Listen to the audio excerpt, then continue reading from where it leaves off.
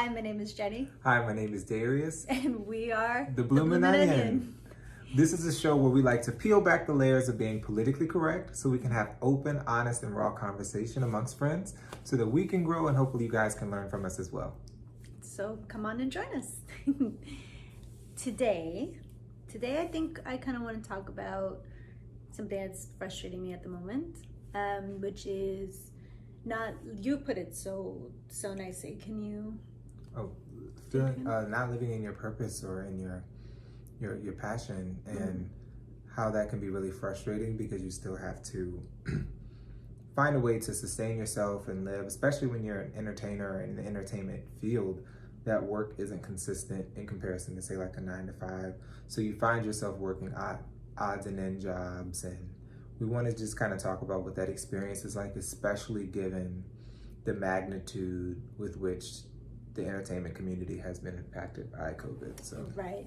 And then also we can't forget about the fact that the difference in being in a non-metropolitan area, a non-hub for either one of our chosen careers. And so it's been frustrating in general.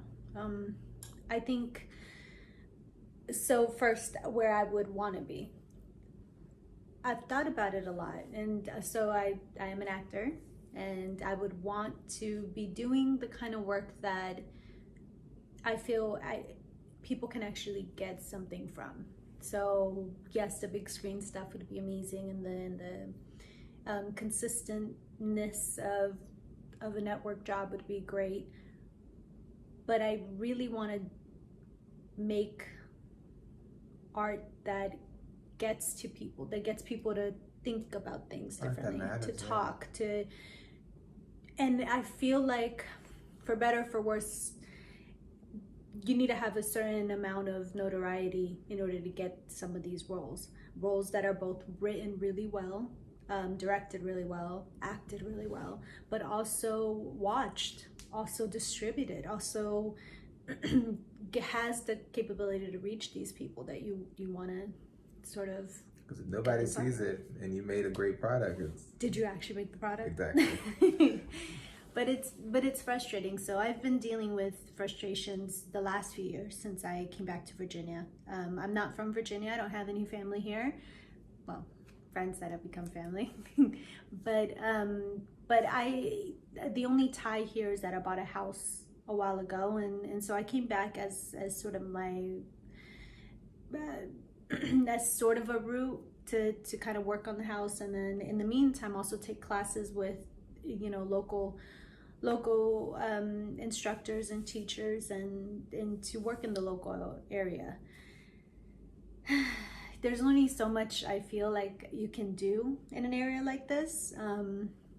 There's just, short films is where I've gotten the most sort of artistic fulfillment, and it's because it allows for projects that are a little bit more well thought out and well-rounded, as opposed to a guest starring role or background. No offense to anyone that does background, but you can get a lot of background here, and you can get a lot of reenactments. If you're okay, let me quantify that though, and say that tends to be if you're white, black, and maybe Indian. There's not a lot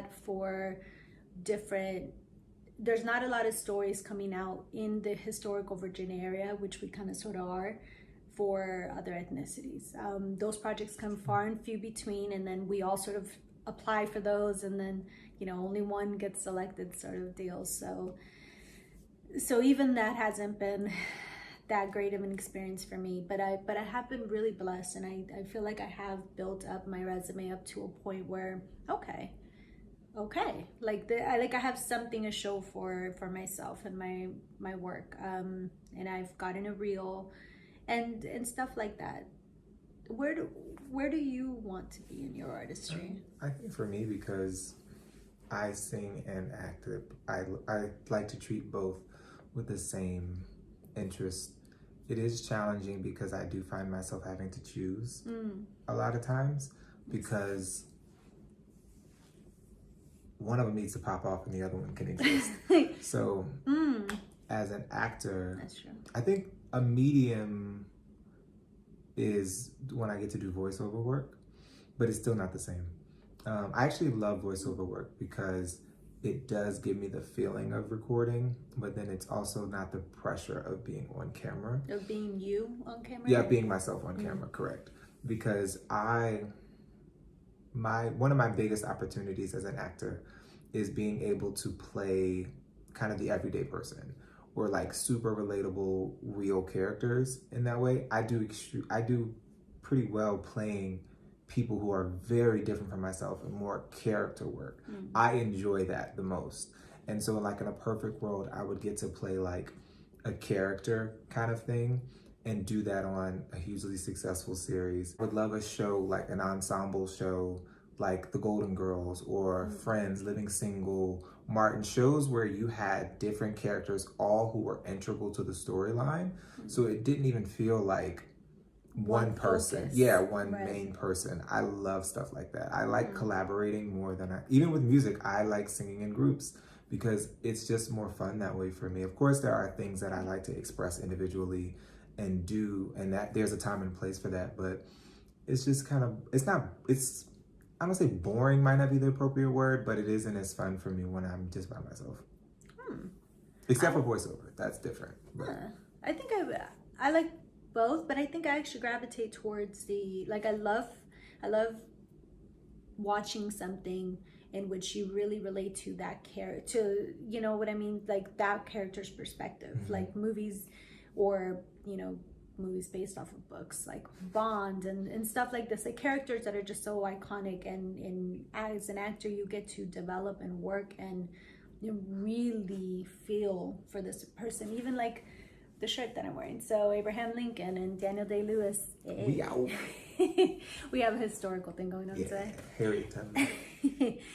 But Daniel Day-Lewis played him, and I guess I really gravitate towards acting where you give your all to this one sort of character, and I think I've seen it happen in both series and movies, and so it's not one or the other, but being here has been, it's getting to the point. It hasn't been. It's getting to the point where it's, I think, becoming more frustrated. Yeah, I think there are pros and cons because I agree. I do want to do film and stuff too. Actually, I'd love, as cheesy as it can sound, I actually would love to do like musical stuff, but I like stuff that has like some depth and some range to it as well in terms of the character. I think that goes back to the writing. Yeah, the quality of it. But I actually feel like one benefit of being here in comparison to big places is that we have a lot of safety in terms of learning mistakes and the growth part, because in a place like, I would imagine, this is simply what I think, in a place like LA or New York, you bomb one time in front of a major casting person, and that's you can blow your chances. Yeah, I mean, I think I have heard that as it being sort of a one and done, a concern thing, but at the same time the amount of opportunities I think is so different. I think that's where I'm struggling, is I'm not finding enough opportunities, or as many as I would like, to be able to feel like I bombed one and it's okay, you know, or to work up to really, really getting at something. And then again, it could be, I have to acknowledge that because of quarantine and COVID, that has had such an impact on the film industry, obviously. It pretty much held everything at a standstill, and projects that were in production or pre-production are done. At least now they're barely starting to come up. So the last few months as a whole is probably why it's hitting me a lot harder, you know, on days like today. But even before that, Virginia, I mean, we would all know about the project that was in the area, you know. So-and-so is bringing a new... Right. I don't know which shows have already aired, so I won't say which ones. But. Well, the casting thing or the location thing, I think, is a known thing. But like The Walking Dead or Wonder Woman 2, like stuff like that, everyone heard about it, and everyone was like, we're all fighting for these one roles, for these few roles, and congratulations to everyone who gets these. But House of Cards was a big one too. House of Cards as well, yeah. And I mean, Virginia is so blessed that it's starting to really happen more and more. And over the last maybe even two years that I've been here, 2 or 3 years, it has really stepped up. There's been so much more than there had been before, and it's open and it's branching out, which I really like. It isn't just historical. It isn't just that side of Virginia. They're Playing starting. Slave is only filmed so many times. Like, just being honest. Whew. Grateful for the work. It was like my first two roles for TV.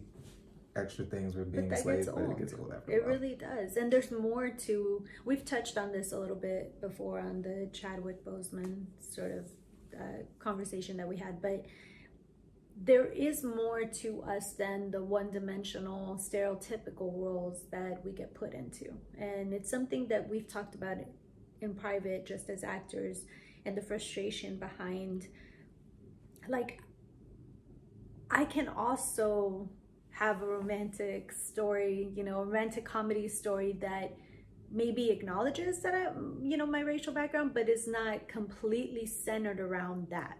Yeah. You know, and for years, I mean, since Hollywood's inception, it's been done, except with people of color or minorities. And it's just, and we're starting to see, you know, we're starting to see something, progress in these areas. So again, it's not all completely doom and gloom. And I feel like it's a balance, because there are people who play characters that are they are of certain ethnicities and they play in these roles, but it could be filled by any ethnicity based on how it's done. And I was like, there are ways of having nuance and how race can impact the dating world, but it's like they don't do it outside of stereotypical ways. So then it turns into, oh, they just cast them so they can check the diversity box. Exactly. The best friend can be the black, the Asian, the Latina, the spunky, the quirky, the gothic, you know, they can be a little bit of that. That's where we'll get them. We'll show diversity in that regard.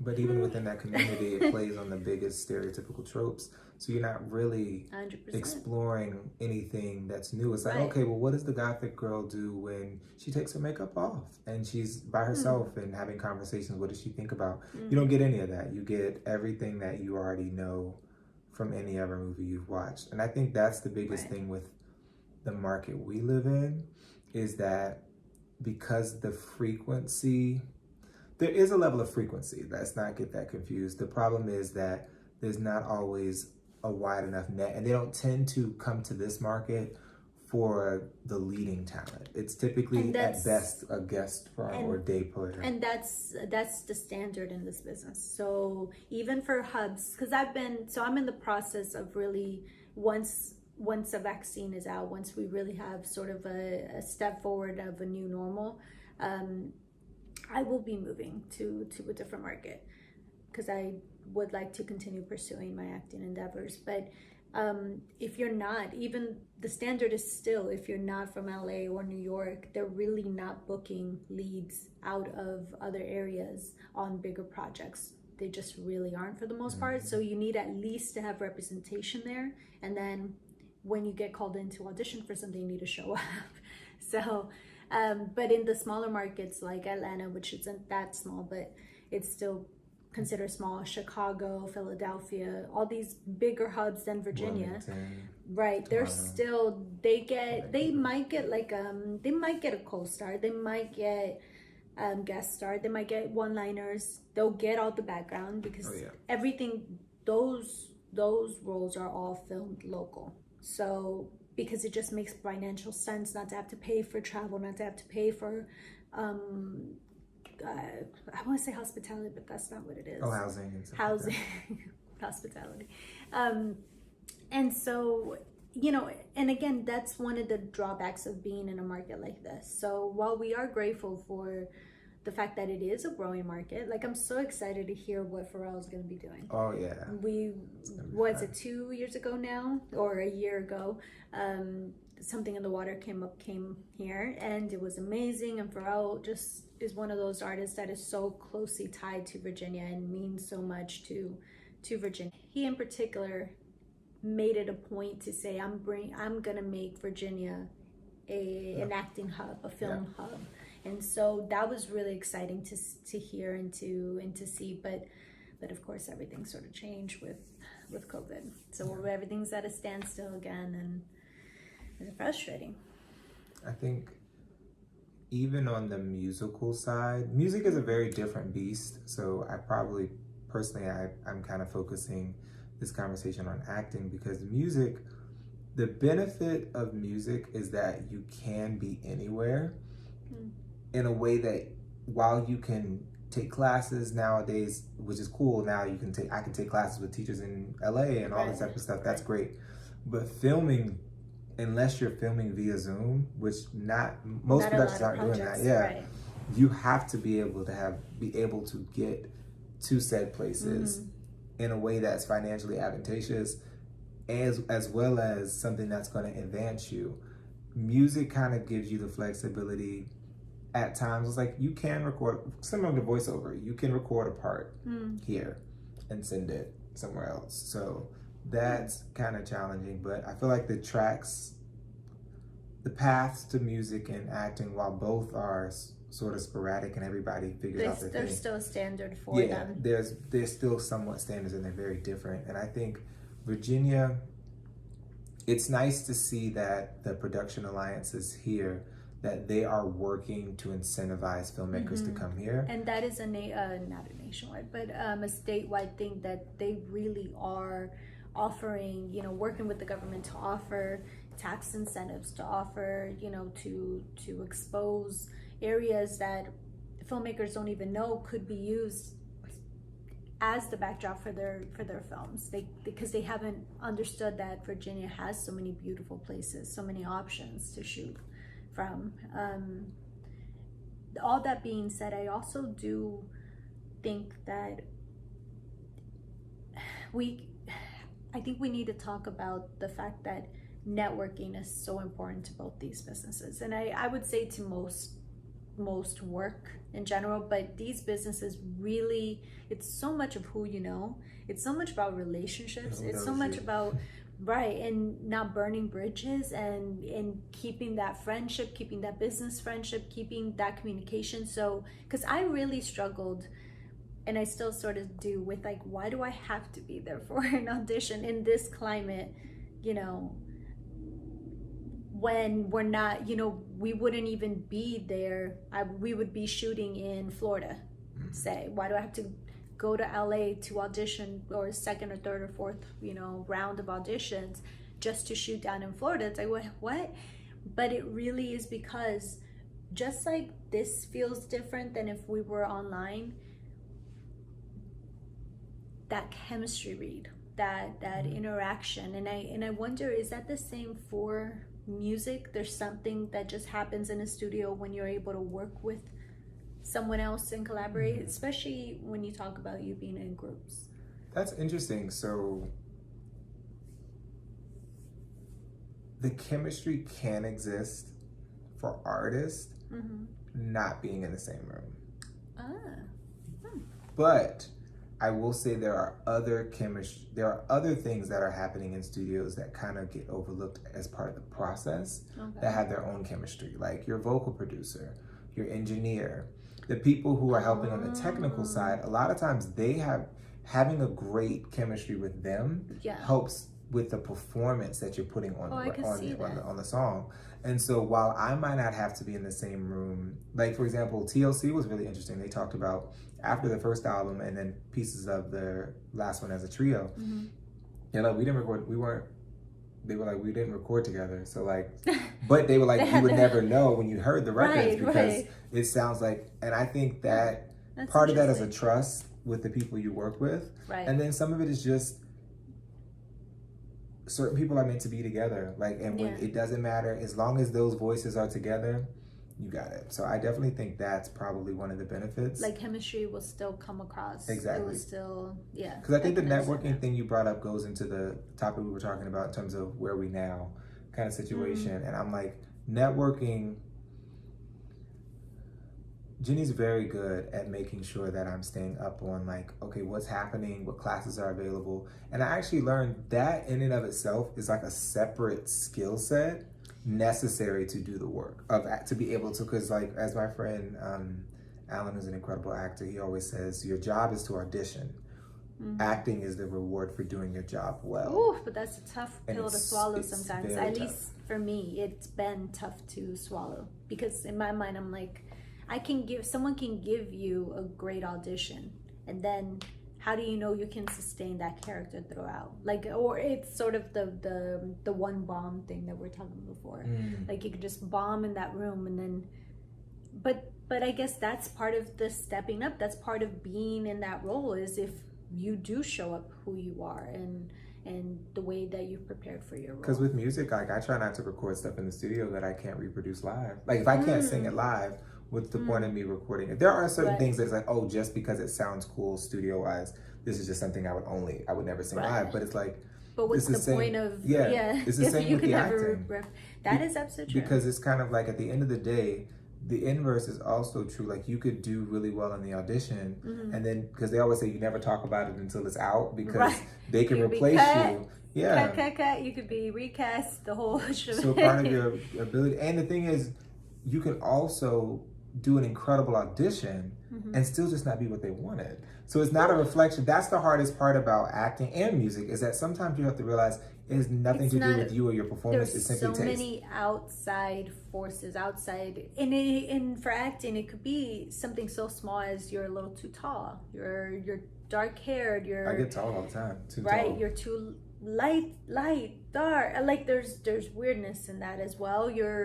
Because they say like in the not too distant past, I went up for an audition where it was for a family, and it was a car commercial, and just getting the mom and the dad to realistically procreate this child is sort of the minute sort of details that go into casting. And I think for the most part, I've settled on okay, my job is to go in an audition. Okay, I can at least get my head straight enough to do that part. I think the frustrating thing that I'm in right now is just I'm not getting the opportunities. What I mean by getting the opportunity, I can't even submit for the type of work that I would like to do. Gotcha. And that's what's been frustrating. Sometimes I think you have to, it depends, because sometimes it's going on a limb. It's a little harder. I think if you can pull off, and this isn't a slight, it's simply like, because I always say with acting and music, it's very unique in that things that society might look at as like, oh, that's kind of racial, or is this, it's very that way intentionally, because like if you want a black female, you have to say, I want black female, and it's not meant to be taken a bad way. But a lot of times if you're racially ambiguous, you have to use that to your benefit. One, because very few auditions are going to say just racially ambiguous. They do, but it's kind of like sometimes if they say Caucasian female, but you are racially ambiguous, sometimes just submit. The worst they're going to say is no. Yeah. But you can't, like I as a black male, I couldn't audition for it if it says Caucasian male. Like it's so far removed from it. And I was like, and sometimes they don't know what they want until they see it. But And I completely agree on that.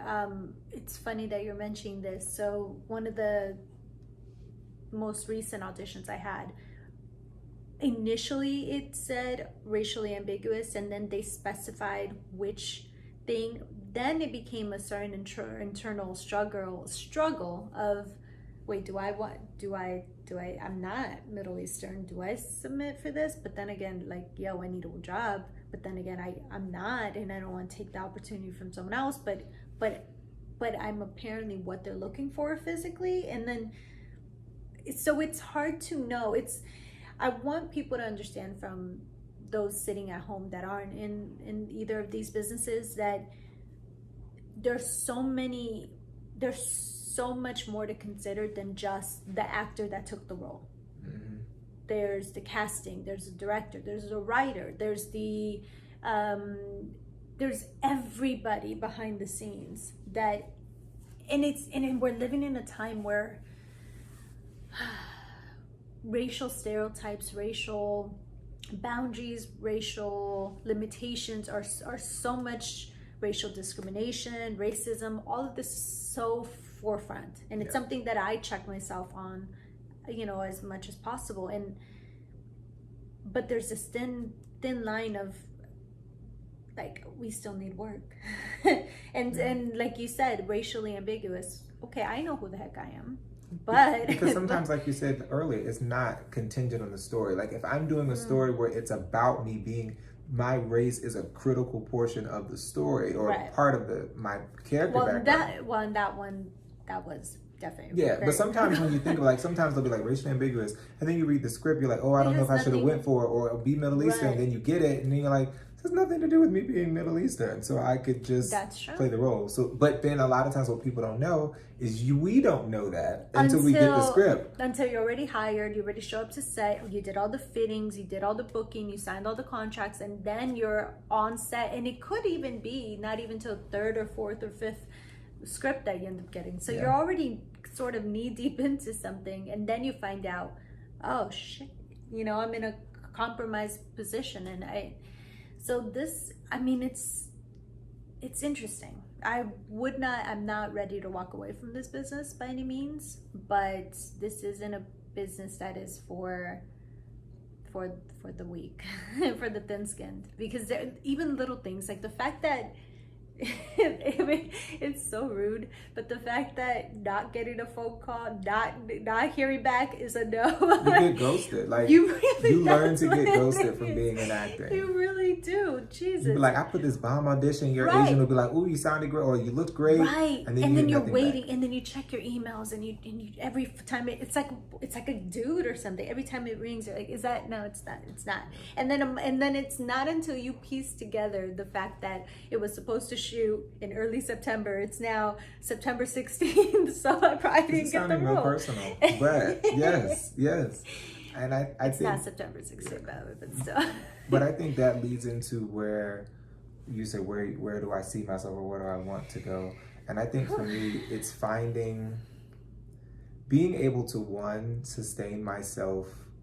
I like entertaining in all facets, and I think that's a pro about myself and a con, because it can somewhat leave me scatterbrained, but it also like a jack of all trades, but master of none. Like I actually enjoy doing like video channeling, talking to people. I enjoy doing voiceovers. I love music. I love to act and create characters. I love being on stage. Like that's another thing that honestly, like I like stage work. Stage work frightens me, but the reward is a lot. My best checks were print modeling. Right. Woo. And so, but I think commas. We love a comma. We love a comma. We love a comma when there's not a one in front of the comma. It's the different of. We love those. But I think maybe around a year ago I had made a decision. Okay, no, I want to focus on acting. And I think it's because I've been more focused on acting, and I try to educate myself. So I do find out about projects, about director. I do a lot of this legwork because it's twofold. I want to make sure it's an environment that I actually want to be in, especially because Me Too has brought up such an important. I'd heard rumors of the business before I decided to go into it. I was not in the business to know anything for certain or anything like that. But there had always been, we all have heard about the casting couch. Not to be confused with our couch. Our couch is really lovely, but it ain't that. This is the convo type couch. This is the conversation couch. Yes.